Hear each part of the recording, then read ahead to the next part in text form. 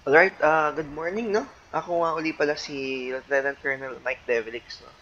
So ngayon, tuturuan ko kayo, no?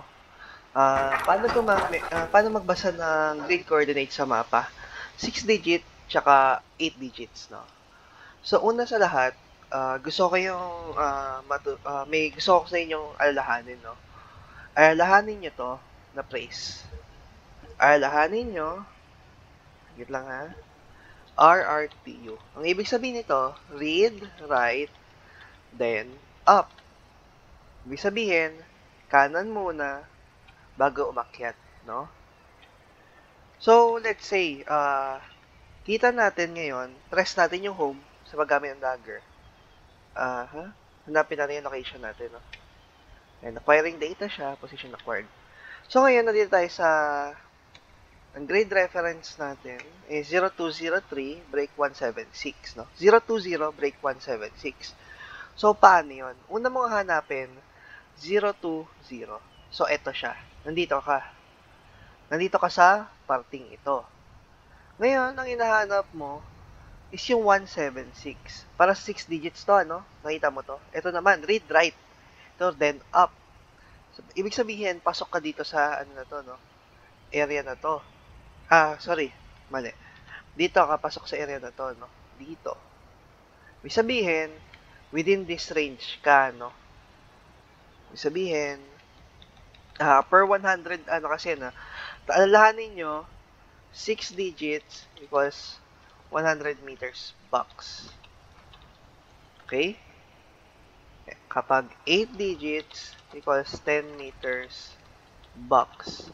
So, ngayon, given na nandito tayo, no? Ayan.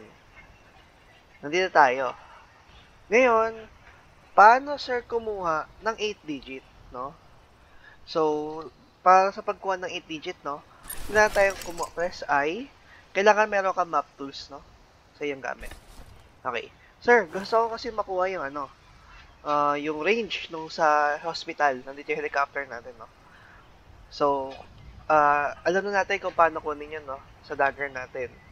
Gagawin lang natin dyan is, connect lang natin yan, no? So, connect. Okay. Ngayon, tab R. Okay? Then, 0203, break 1767. So, una, meron na tayong, ano, no? Oops, hindi siya nag-connect, no? Ulitin natin. Configure ulit. And then, connect natin siya, no? Oops. Connect. Connected. Okay. Ngayon, toggle ulit natin siya, no? Toggle. Ngayon, tab R. Ayan na. 0147 1740, no?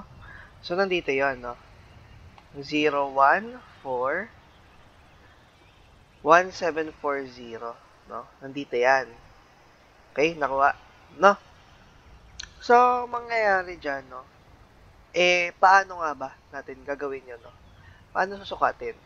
Una mo gagawin, map tools, small map tool. Drag mo to dito. So, alam mo na 014, nandito ka, no? 014, pasok siya dito. And then, nandito ka, no? Ayan. So, nakikita mo dito, ito yan, no? Ito na yon, no? So, gagawa tayo dyan ng mga linya, no?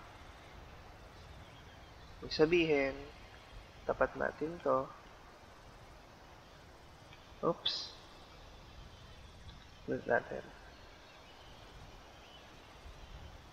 Ayan. Ayan. Ayan. Ayan. Lagi tayo dyan. Gagawa tayo ng mga grade coordinates, no? Para makita natin. And then, dito. And then, ito yung 0. No? Ngayon, tapat uli natin ito dito. No? Ito yung makikita mo, no? Siyempre, oops. Paano naman yan papunta dito? Oops. Ay, hindi natin siya magawa, no? So, basically, ihatiin natin to, no? Sa 10, no? So, kunyari, sabihin natin, ano to? 1, 2, 3, 4, 5, 6, 8, 9, no? Siyam. Sabi natin, siyam siya eh. 3, 4, 5. Maliit, maliit. Hindi even yung sizes natin, no? Hindi natin magamit si ruler kasi, no? Pero ayan. Ito kasi yan eh.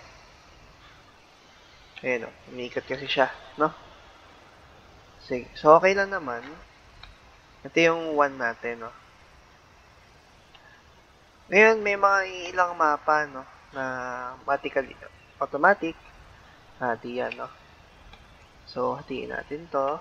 3, 4, 5, 6, 7, 8,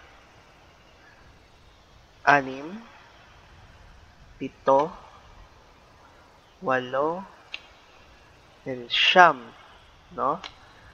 Ngayon, mangyayari dyan is, paano nga magbasa? 0, 1, 4. May 0, 1, 4 ka na.